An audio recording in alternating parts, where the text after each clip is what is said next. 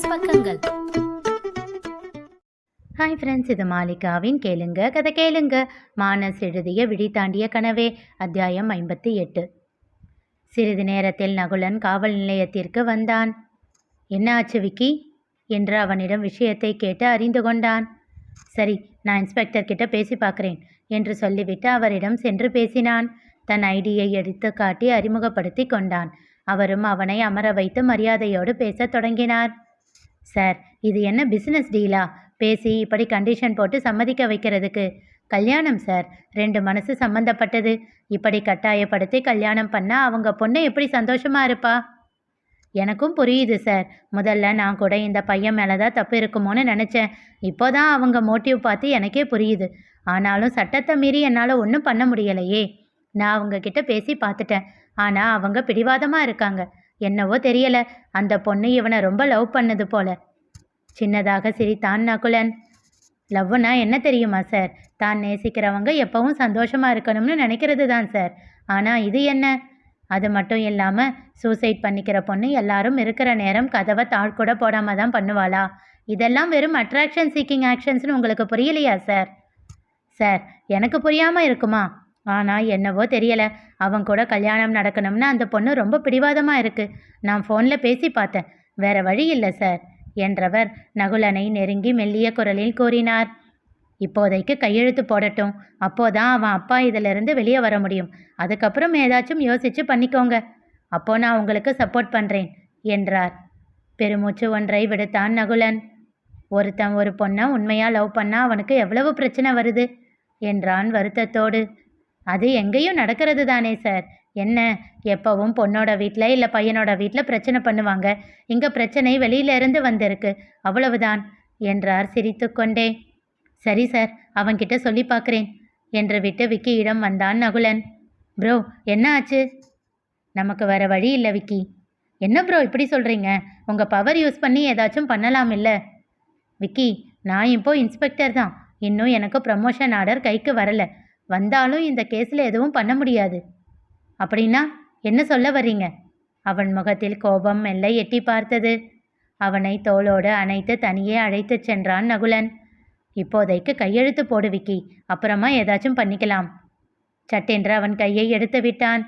இதுக்கு தான் நீங்கள் வந்தீங்களா என்று சொல்லி மீண்டும் அவனை தன்னோடு அணைத்து கூறினான் நகுலன்.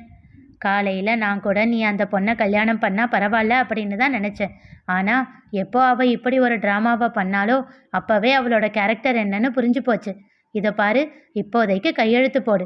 வேற வழி நமக்கு இல்லை, அப்புறமா யோசிச்சுக்கலாம். அப்படி கூட நான் போட மாட்டேன் என்று முகத்தை திருப்பிக் கொண்டான் விக்கி. சில நிமிடங்கள் மனதில் மகிழ்ச்சியோடு அவனை பார்த்து கொண்டிருந்தான் நகுலன். அவன் அமைதியை பார்த்து, எதுக்கு இப்படி பார்த்துக்கிட்டு இருக்கீங்க? என்ன பண்ணணும்னு சொல்லுங்க என்றான் கோபமாக. சோ சிம்பிள், அப்பாவை விட்டுட்டு நீ வீட்டுக்கு போ. காலை வேகமாக தரையில் உதைத்தவன் தன் கை முஷ்டியால் சுவற்றில் குத்தினான். அதெல்லாம் முடியாது. எனக்கு அப்பாவும் வேணும், ஆறாவும் வேணும். அப்போ இப்போதைக்கு நான் சொல்கிறத கேளு, வேற வழி இல்லை.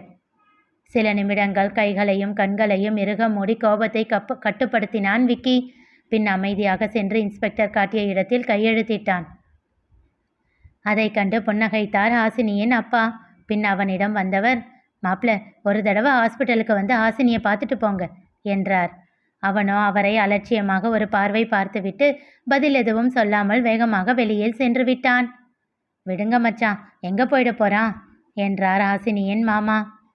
சார், நீங்கள் போகலாம் என்று கான்ஸ்டபிள் வைத்தீஸ்வரனிடம் கூறியதும் அவர் எழுந்து வெளியில் வந்தார். நகுலன் அங்கே நின்று அவரை பார்த்து கொண்டிருந்தான். அவனிடம் சென்றவர், என்னை மன்னிச்சிடு தம்பி, சத்தியமாக எனக்கு தெரியாது என்றார். சரி விடுங்க, வீட்டுக்கு போய் ரெஸ்ட் எடுங்க. இந்த விஷயத்தை இதோடு விட்டுடுங்க, எதுவும் பண்ண வேண்டாம். விக்கி பார்த்துக்குவான். இதுக்கு மேலேயும் ஏதாச்சும் பண்ணி அவனை கஷ்டப்படுத்தாதீங்க. அவன் சொல்லி கொண்டிருக்கும் போதே விக்கி பைக்கின் ஆக்சிலேட்டரை முறுக்கினான். போங்க, அவன் வெயிட் பண்ணிக்கிட்டு இருக்கான். அவன் ரொம்ப கோபத்தில் இருக்கான். அவன் ஏதாச்சும் பேசினா மனசில் வச்சுக்காதீங்க. அவன் என் பையன் தம்பி. அவன் என்னை எட்டி உதைச்சா கூட நான் தாங்கிப்பேன். ஆனால் அவன் ஆசைப்பட்ட வாழ்க்கை என்னால் கெட்டு போச்சே. என்னால் அதை தான் தாங்கவே முடியல தம்பி. விடுங்க, அதை பற்றி இப்போ பேச வேண்டாம். முதல்ல கிளம்புங்க என்று சொல்லி அவரை விக்கியோடு அனுப்பி வைத்தான் நகுலன். வீட்டிற்கு வந்த விக்கி ஒரு வார்த்தையும் பேசாமல் கதவை திறந்து கொண்டு உள்ளே நுழைந்தான். அவன் பின்னாலேயே கதவை தாழிட்டு விட்டு வந்தவர், விக்கி, என்னை மன்னிச்சிடுடா என்றார். அவர் சொல்லிக் கொண்டிருக்கும் போதே தன் கையில் இருந்த பைக் சாவியை வேகமாக சுவற்றில் விசிறி அடித்தான் விக்கி. அவர் முகத்துக்கு நேரே விரலை நீட்டி எச்சரித்தான். எதுவும் பேசாதப்பா, எதுவுமே பேசாத. என் வாழ்க்கையை நாசமாக்கிட்ட இல்லை. வேற ஒருத்திய கல்யாணம் பண்ணிக்கிறேன்னு கையெழுத்து போட்டப்போ செத்தே போயிட்டேன்ப்பா. போதுமா? இப்போ உனக்கு சந்தோஷமா? இல்லடா, நான் என்றார் உடைந்த குரலில். தப்புதான், எல்லாமே தப்புதான். தப்பு பண்ணது எல்லாம் யாரு தெரியுமா? அந்த ஆரா. நீ சந்தோஷமா இருக்கணும்னு அவள் ஆசைப்பட்டா இல்லை? அதுக்கு தானே அவள் சந்தோஷத்தை மொத்தமாக பறிச்சுக்கிட்டு நிற்கிற. புரியாமல் அவனை பார்த்தார் வைத்தீஸ்வரன். என்ன அப்படி பார்க்குற? இதோ இப்போ நான் இப்படி நிற்கிறேனே, அதுக்கு காரணம் யார் தெரியுமா? அவ தான். எனக்கு என்ன வரும், என்னோட திறமை என்ன, இதெல்லாம் எனக்கே தெரியாமல் இருந்தப்போ அதை கண்டுபிடிச்சு எனக்கு காட்டுனது அவ தான். அதுக்காக அவள் வாங்கின பேச்சு என்ன தெரியுமா? இந்த படிப்பை படி அப்படின்னு எனக்கு அடையாளம் காட்டுனது யாருன்னு தெரியுமா? என்னோட குரு சாய்ராம் சார் இருக்காரே, அவரை எனக்கு அறிமுகப்படுத்தி வச்சது யார் தெரியுமா என்று கோபமாக கத்தியவன் ஆரா தனக்கு செய்த எல்லாவற்றையும் அவரிடம் சொல்லி முடித்தான். எல்லாம் செஞ்சவ பண்ண ஒரே ஒரு முட்டாள்தனம் என்ன தெரியுமா? உன்கிட்ட எல்லாத்தையும் மறைச்சது தான். அதுக்கு காரணம் கூட நீ தான். சப்போஸ் நான் பாதியிலேயே எல்லாத்தையும் விட்டுட்டேன்னா மறுபடியும் நீ மனசு உடைஞ்சு போயிடுவ. உனக்கு அந்த வருத்தம் வரக்கூடாது. நான் சக்ஸஸ் ஆனால் மட்டும் நீ சந்தோஷப்பட்டா போதும் அப்படின்னு உன்கிட்ட எல்லாத்தையும் மறைச்சு வச்சா இல்லை? அதுக்கு தான் அவளுக்கு இந்த தண்டனையை கொடுத்துருக்க. 1 வருஷம் 2 வருஷம் இல்லை, 5 வருஷமாக அவள் பின்னாடி சுற்றிக்கிட்டு இருக்கேன். வேண்டாம் வேண்டாம்னு சொல்லிக்கிட்டு இருந்தவன் நேற்று தான் கொஞ்சம் மனசு மாறினான். இப்போ திரும்பவும் அவளை பழைய மாதிரி ஆக்கிட்டா இல்லை? வீடே அதிரும்படி கத்தினான் விக்கி. வேகமாக தன் அறைக்குள் சென்று கதவை சாத்தி கொண்டான். அப்படியே சோர்ந்து போய் அமர்ந்து விட்டார் வைத்தீஸ்வரன். சிறிது நேரம் கழித்து எழுந்தவர் சமையல் அறைக்கு சென்று இரவு உணவை தயார் செய்தார். வந்து விக்கியின் அறை கதவை தட்டினார். விக்கி, சாப்பிட வாடா. அவன் பதில் எதுவும் சொல்லவில்லை. மீண்டும் தட்டினார். எப்போதும் கதவை உட்பக்கம் தாளிடாதவன் இன்று தாழிட்டு வைத்திருந்தான். விக்கி, விக்கி என்று மீண்டும் அவர் அழைக்கத் தொடங்க கோபமாக கதவை திறந்தான். என்ன வேணும் உனக்கு? எதுக்கு இப்படி என் உயிரை வாங்குற? சாப்பிட்டு போடா. ஆமாம், சாப்பிட்டு உயிரோடு இருந்து இப்போ என்ன பண்ண போகிறேன்? செத்து தொலைகிறேன். நிம்மதியாக அதை பார்த்துட்டு நீ சந்தோஷமாயிரு. உடைந்து அழுதார் வைத்தீஸ்வரன். இப்போ நீ எதுக்கு அழற? நான் தான் அழணும். என் வாழ்க்கை இப்படி நாசமாக போக போகிறதுக்கு நான் தான் அழணும். சொல்லும்போதே அவன் கண்களில் கண்ணீர் திரண்டது. எப்பவும் சிரிச்சுக்கிட்டே இருக்கிறதுனால எனக்கு எதுவும் வலிக்காது அப்படின்னு நினச்சிட்டே இல்லை? எனக்கும் மனசு இருக்குது. எனக்கும் இப்போ அது வலிக்குது. தயவு செஞ்சு என்னை கொஞ்ச நேரம் தனியாக விடு. உன்னை பார்க்கும்போதே கோபமாக வருது. கோபத்தில் உன்னை ஏதாச்சும் சொல்லிட்டா அப்புறம் எனக்கு தான் கஷ்டமாக இருக்கும். உன்னை கெஞ்சி கேட்டுக்கிறேன், என்னை டிஸ்டர்ப் பண்ணாத என்று விட்டு கதவை மீண்டும் வேகமாக மூடிக்கொண்டான். பொங்கி வந்த கோபத்தையும் கண்ணீரையும் அடக்க முடியாமல் சென்று கட்டிலில் அமர்ந்தான். தொடுவானம் தொடுகின்ற நேரம் தொலைவினில் போகும், அட தொலைந்துமே போகும். தொடுவானமாய் பக்கமாகிறாய், தொடும்போதிலே தொலைவாகிறாய். தொடுவானம் தொடுகின்ற நேரம் தொலைவினில் போகும், அட தொலைந்துமே போகும். இதயத்திலே தீ பிடித்து கனவெல்லாம் கருகியதே. உயிரே நீ உருகும் முன்னே கண்ணே காண்பேனோ. இலை மேலே பனி துளி போல் இங்கும் அங்குமாய் உலவுகிறோம். காற்றடித்தால் சிதறுகின்றோம் பொன்னே பூந்தேனே. வலி என்றால் காதலின் வலிதான் வலிகளில் பெரிது, அது வாழ்வினும் கொடிது. உன்னை நீங்கியே உயிர் கரைகிறேன், வானீலத்தில் என்னை புதைக்கிறேன்.